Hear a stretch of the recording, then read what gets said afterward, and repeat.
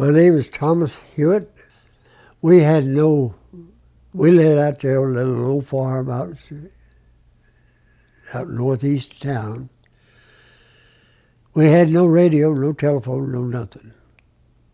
We didn't even have a car. We walked everywhere we wanted to. And my mother, 4 boys and 2 girls. And I was one of the youngest. I was next to the youngest of the whole bunch. And my mother had no education. She didn't know how to read and write and nothing. Other brothers, 2 of them graduated from the 8th grade, and the other quit school in about, I'd say probably 7th or 8th grade, somewhere along in there. I had Ralph, Jim, and myself was in the Army. The other one stayed home, and he helped feed the family. He went to work on the WPA and worked on the WPA. They had headquarters at the old armory building downtown on Santa Fe. And he had been working for the junkyard, and they decided they needed a truck to haul the workers out to the road gangs and so forth. So he worked out a deal with the junkyard, and they bought an old 1932 Chevrolet and built a truck box on it, and he hauled the workers out, went to work, worked all day, and then drove them, hauled them back to the point back here. Now, the only thing I remember about my dad, he died when I was 4. The only thing I knew, I never had a picture of him, never knew who he was or nothing else. But when they lowered the casket down in the ground, that's the only thing I remember about my dad. Never saw a picture of him. He died when he was either 45 or 47. They don't remember what it was. Like I say, my mother could not read nor write, and she had no job or nothing, just worked on the farm. Our farm wasn't very big. It was only 30 acres to start with. So we was kind of known as the poor boy. And we walked from out there on North Street to school every day, rain, shine, whatever. My 2 sisters and me, my oldest brothers were gone most of the time. They went to work on the CCCs, my 2 brothers, Civilian Conservation Corps. That was during World War II. That was where they went out and replanted trees and done work on the landscape and stuff like that all over the United States. They was just one. They had a bunch here, they had a bunch over here, and a bunch over there, and they would go different places. Like one time there was a big fire up in Oregon where they set the Kansas group up there to plant trees, and my 2 brothers were with that group to go up there and plant trees. Tom is what I was born with. That was what I was. The doctor and my mother called me Tom, but when I entered the service, they said I couldn't have that. That was a surname. My name is Thomas Huiett, Huiett. 43rd Infantry Division, 172nd Regiment, 4th Squad, 1st rank. Turned out as a 30 caliber light machine gunner.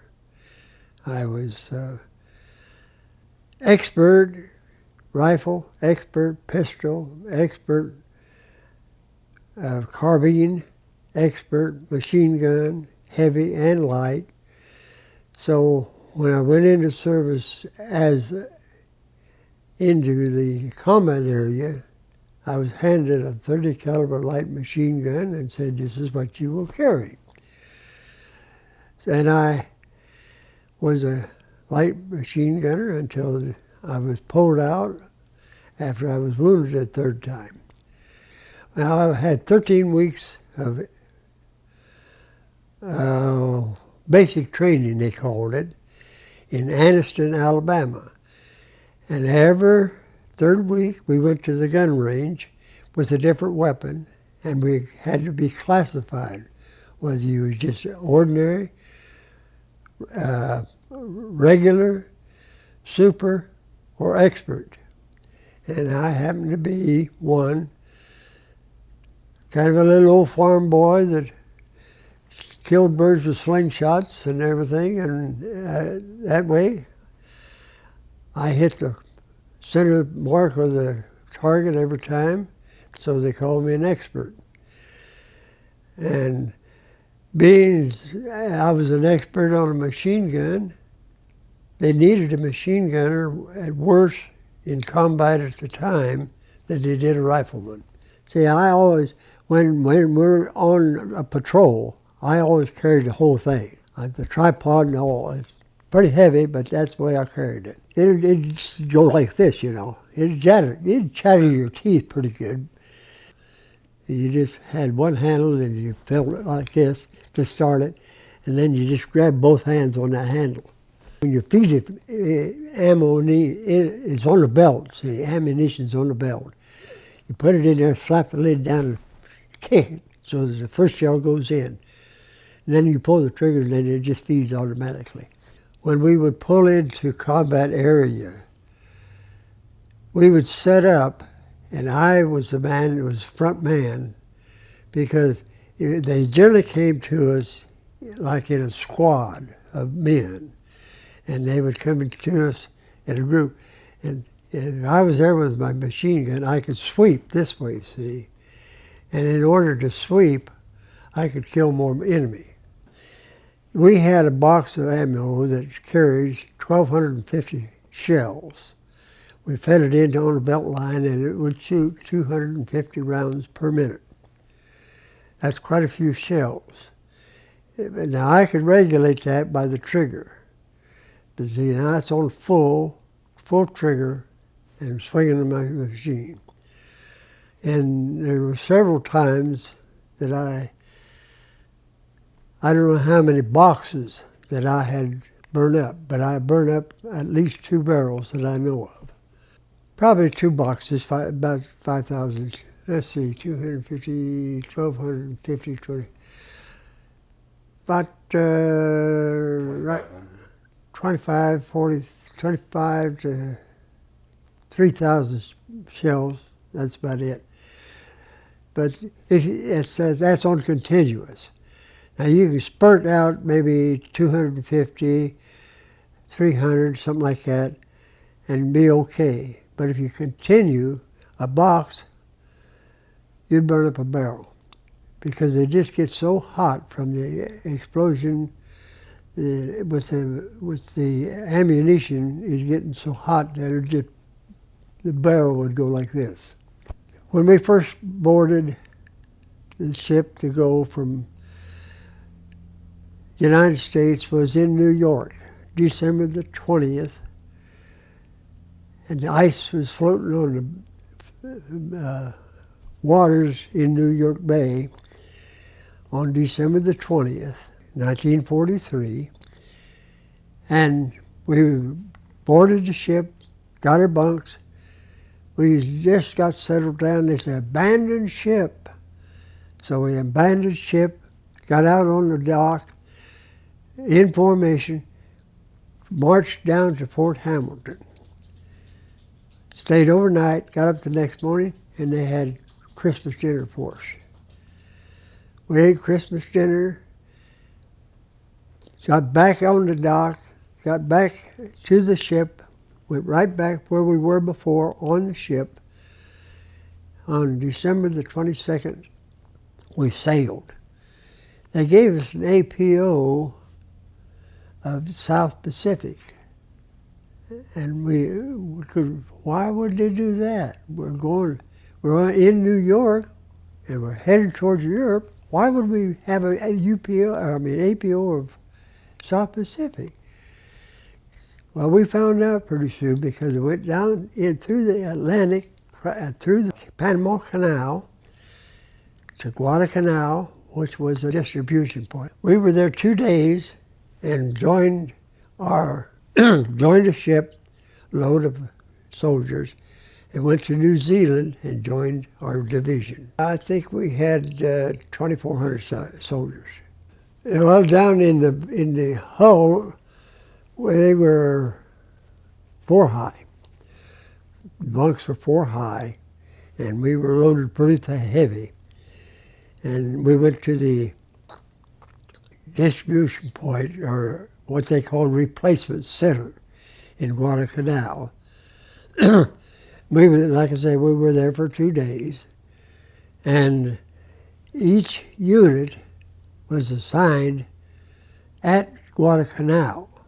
I mean, we were assigned to this unit, they were assigned to that unit, and to just sort it out, you might say. So many there, so many there. And we didn't know where we were going or anything else. But they finally, as we got started out, they told us what division we were joining, 42nd Division.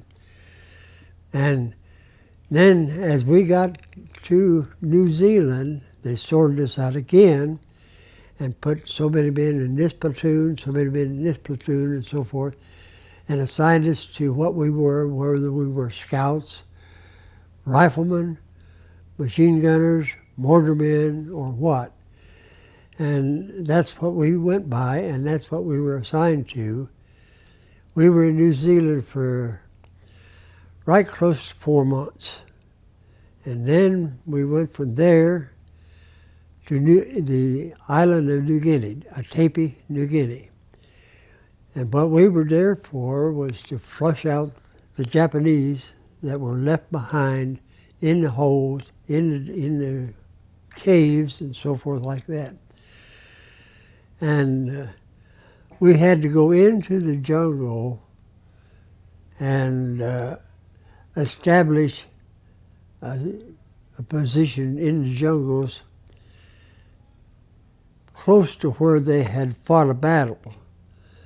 So in case there was something there, what we would we'd go in, we'd take a perimeter and set up to just clean it completely, and build up a little mound and put my machine gun on that mound where I had complete traverse of the area. And we would stay there. Oh, I don't know how many there were of us altogether. There was about 12 of us. And we'd stay there for a month. And then we'd go back to where our unit was. And we'd stay there 2 weeks, and we'd go back. They would bring food in to us. What they would do, they would come in with food. We had a little bunker deal set up there, and we'd eat, have a good, but we had to patrol every day.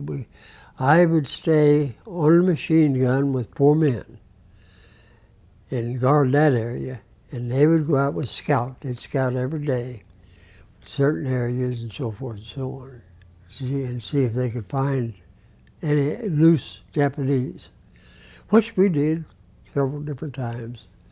Weather was hot and humid. It averaged probably,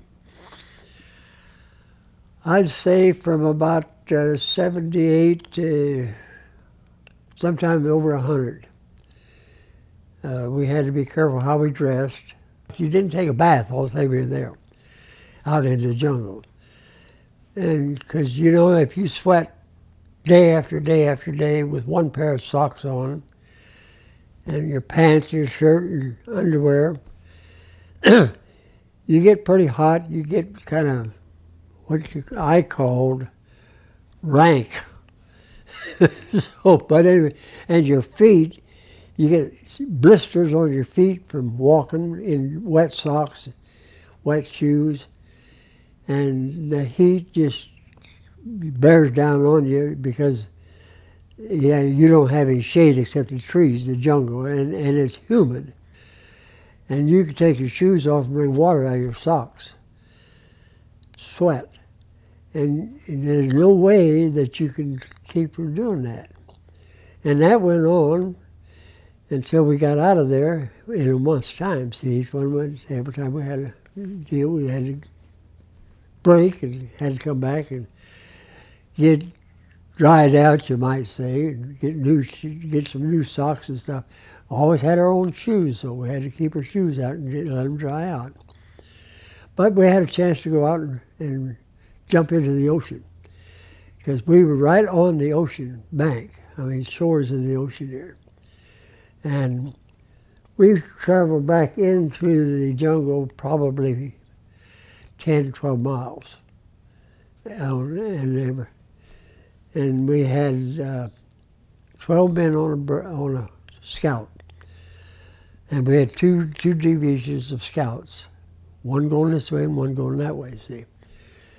And we did find a few Japs, not too many, because by the time we got there, that was pretty close to the end of the war, you might say. And what hadn't been captured was hid pretty well, and we kind of dug them out of the caves and so forth like that. We left there in the first part of December, invaded Luzon Island, Philippine Islands, January the 9th, 1945. And that's the invasion of Philippine Islands was the wind-up of the war, you might say, because we got in on the last part of it. But we landed on the beach of Luzon about 9:30 in the morning, something like that, on January the 9th, 1945. We had no opposition whatsoever, none. We thought, well, we were just going to run out there and nothing ever happened. But towards the end of the day, the only one person in our outfit that got killed was my lead lieutenant of our squad. But the next day, they started hitting us. And they killed about, I'd say probably 10 or 12 out of our division there for the first day. And then it slacked off, and as we went along, we'd run into a little opposition here, a little opposition there, and so forth and so on. We got off the beach. We went in on the beach. I'd say probably might have went in at least 10 miles. We went clear into the island as far as Clark's Field. And we had opposition all the way through in different spurts and so forth and so on. But we got march into Clark's Field, and that was where, there was a sugar factory and a sake factory. Sake was their native beer. I didn't know, because I didn't drink, but some of the boys did. I tell you what, it was kind of potent. We had a couple of guys desert us during that time. They stole the company Jeep and a bunch of stuff out of the cook shack, like sugar and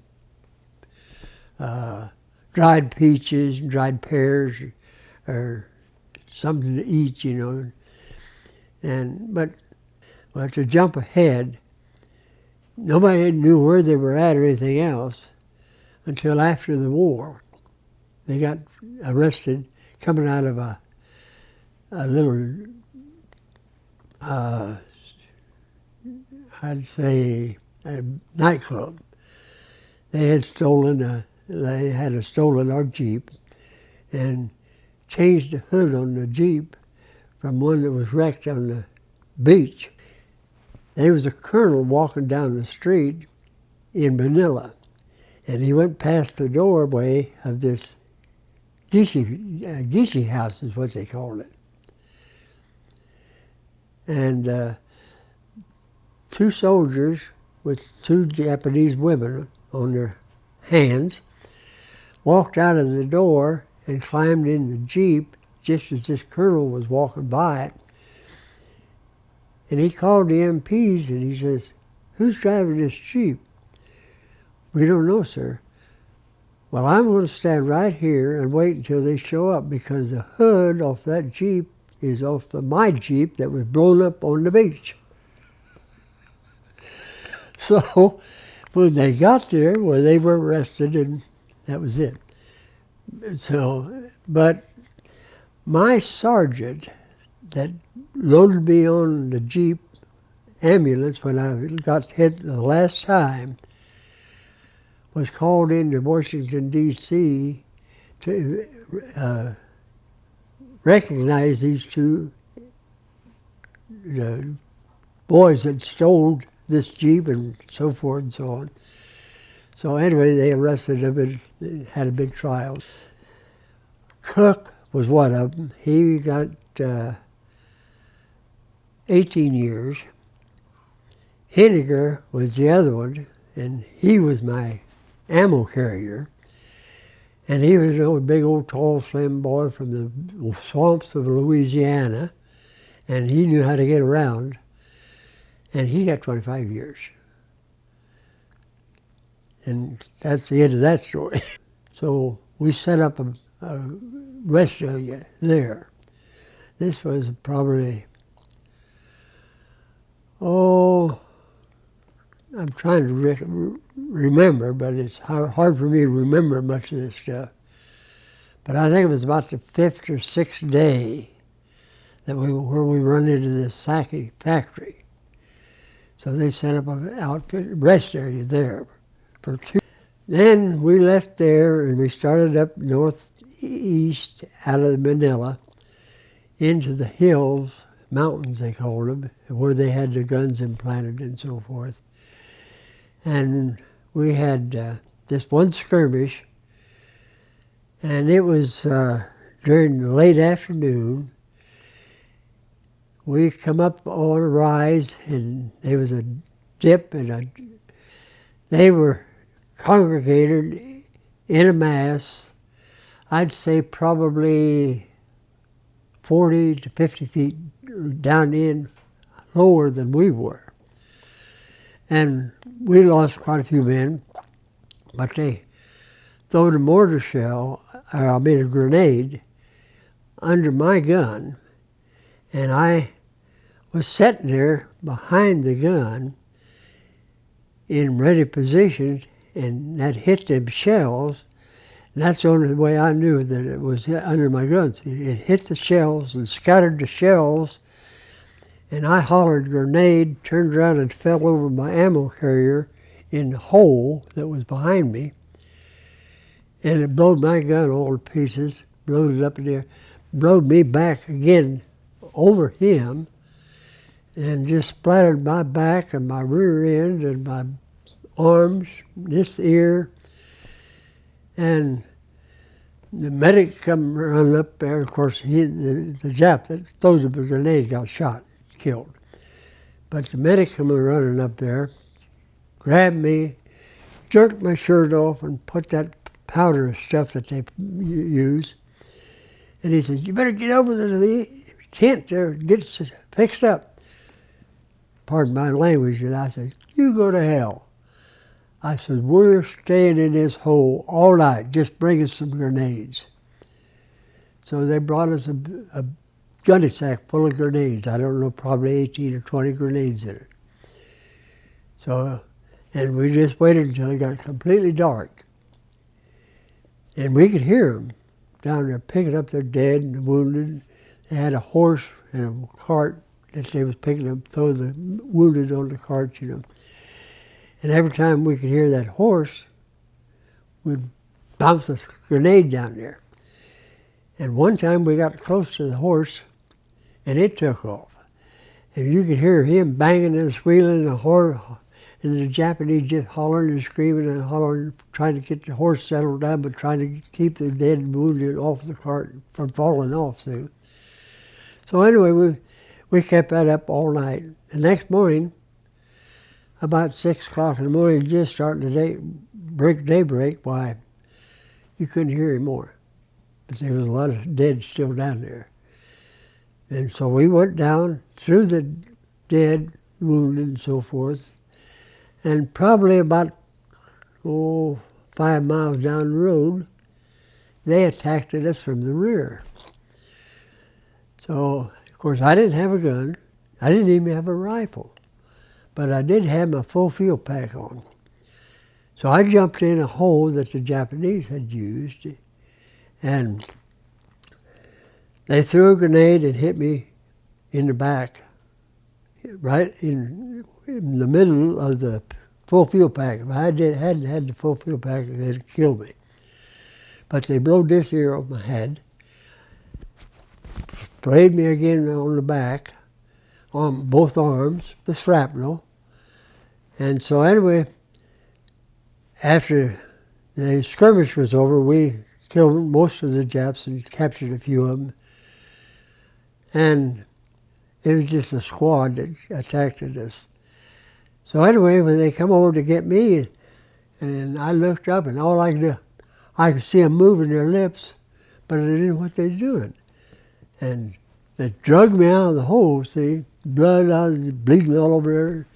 They patched me up again, and one of the guys, he says, "You're going over to the medics." I said, "What'd you say? What'd you say?" But I couldn't hear him. So they took me over to the medical tent, which was about, probably half a mile from us, out of harm's way, you might say. And I was in there for about 8 to 10 days. I don't remember exactly. But every day, I was in there about 2 or 3 days, and a big old buck sergeant was a big old alarm clock in his hand. "Come on, can you hear this? Can you hear this?" And I said, "Nope." Well, about the 10th day, why, he come along, "Yeah, hello. Can you hear this?" And I said, "Yeah, I can hear it now." "Okay, got a new gun for you sitting out here waiting on you." And they're waiting on you. They're about 2 miles up the road. So I went out, got my new gun, took off, up, joined the outfit, and away we went.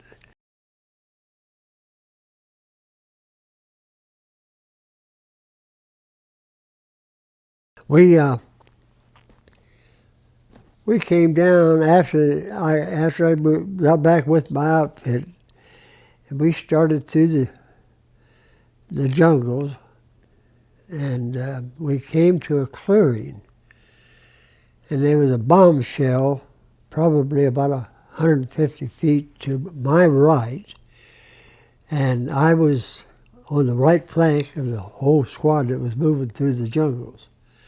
And there was a clearing that showed up in front of us. And as we approached this clearing, somebody was shooting at us.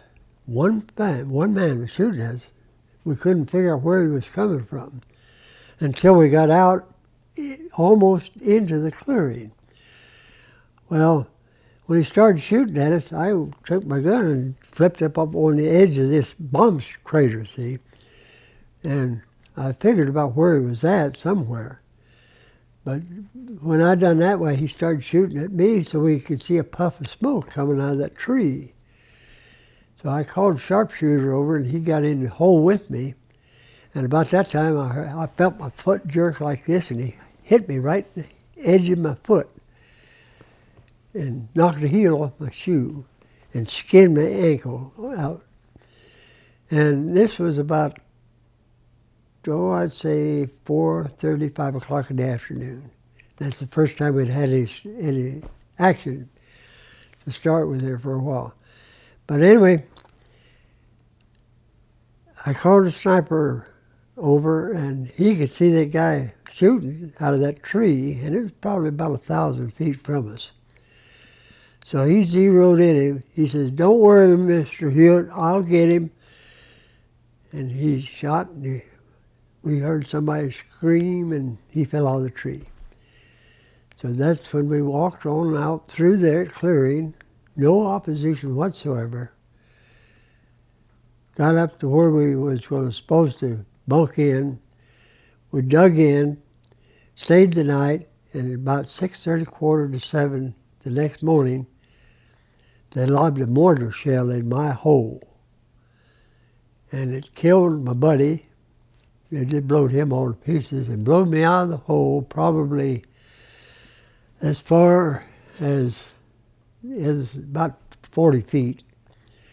And I landed on my feet and just ready to fall over. And one of the boys grabbed me, took his gun and strapped it to my leg. If he hadn't strapped it to my leg, it would have fell on the ground.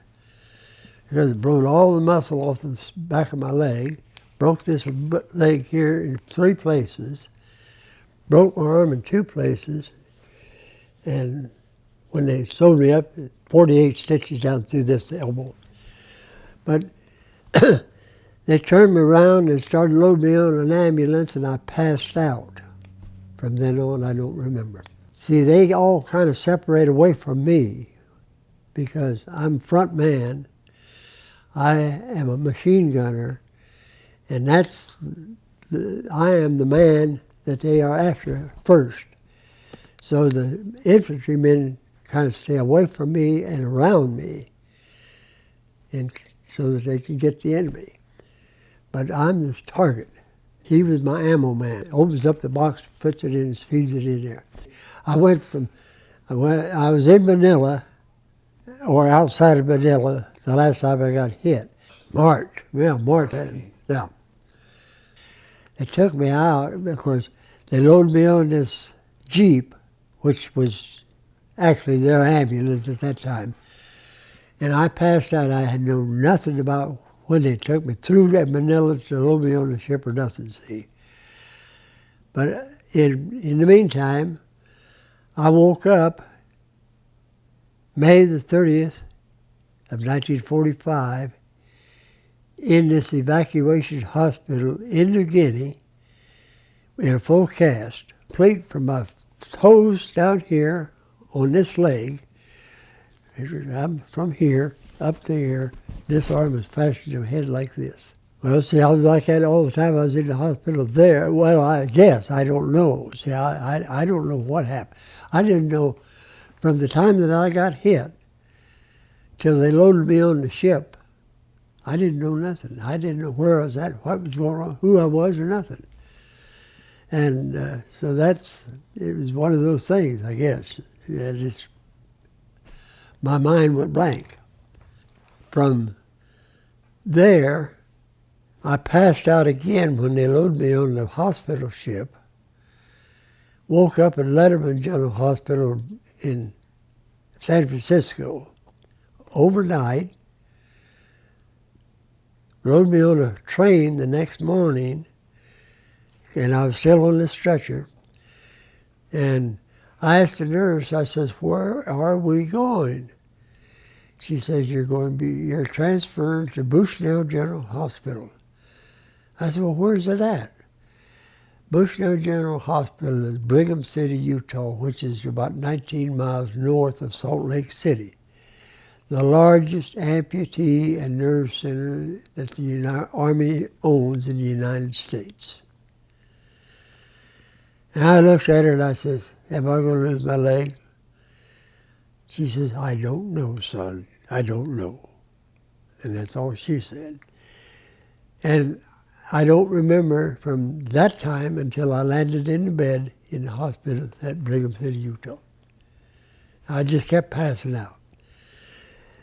And from there, I stayed there until somewhere along in the middle of September sometime, and they let me come home for 10 days. They figured I was well enough to come home. So I came home for 10 days with a crutch, with 2 crutches. When I got back to the hospital, I don't remember, I landed at the Salt Lake City depot, train depot, went back on train. And I staggered out of the depot to the USO, which was across the street, and they thought I was drunk. I just staggered around, I couldn't see, I didn't know what was going on, and I passed out. Well, the MPs took me to the hospital back to the hospital at Brigham City. And they admitted me and everything else, but I didn't know it. I was out. And in the meantime, when they got me in there, and they found out that I was having a malaria attack. Well, they put me in a canvas bag full of ice, and they'd change that ice every day. And I don't remember how long I was in there in that bag of ice, but I finally woke up and found out where I was at. But they didn't tell me how long I'd been there or nothing else. See, they just. And they introduced me to Tibbet. She was about this tall and about this big around. Best nurse I ever had in my life, and just as jolly as she could be. And when we got, there was I and two other guys that we came back together on the train from somewhere in this vicinity. But anyway, when we got off the train, she introduced us. She says, "This is Tibby. Call me Tibbets." And so when we got well enough to get out in a wheelchair, there was a big cherry orchard next to the hospital, and we'd go over and pick cherries. I cannot remember ever killing anybody, because after I laid in the hospital in a coma, my memory evaporated. I do not remember ever killing any enemy. After we had a big squabble, I walked across some dead men in front of my machine gun, had a lot of shells under my machine gun, but I don't ever remember firing that gun and killing anybody. I don't know whether that's a blessing to me or not, but that's the way it is. The only thing I can say is it was hell. It was something that we had to do, did, and we were proud of it, but I don't want to go through it again. I don't want any of our youngsters to go through it again. It's something that boils in you like a fire for years. I never said a word to my wife or any of my family or anything or any of this stuff until probably 5 or 6 years ago. I had all my medals. I got three Purple Hearts and a Silver Star in a shadow box in there. And they were in a drawer. And my niece, she come up to me one day, she said, "Tom, get those out of the drawer and put them in a shadow box so people can see them. You ought to be proud of them." And I said, "Well, I am proud of them, but they don't interest anybody but me." And she said, "They interest everybody. Put them out there." So that's what I done. I bought my wife and I went down and bought a shadow box, and I put them on. But they're not, all my awards are not in that shadow box. I've got probably 10 awards, different ones for that's in that book there. And I never started talking about any of that. Well, actually, I didn't remember a lot of it. As time went by, some of the stuff keeps coming out. And I think that's what happens to anybody that's in a crisis like we were in World War II.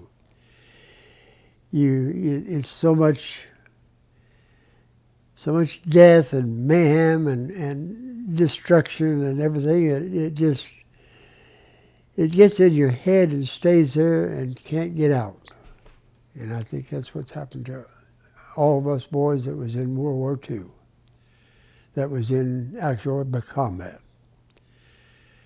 And going into combat at a young age at what we was, it got implanted, you might say, into our minds, more so than the people that were in the war in like a clerical deal or something of that nature.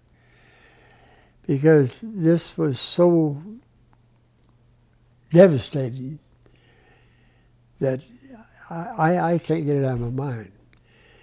But then, of course, when I went into the hospital and became in a coma, it banished it from my mind, because there's still things that I cannot remember, and I don't want to remember.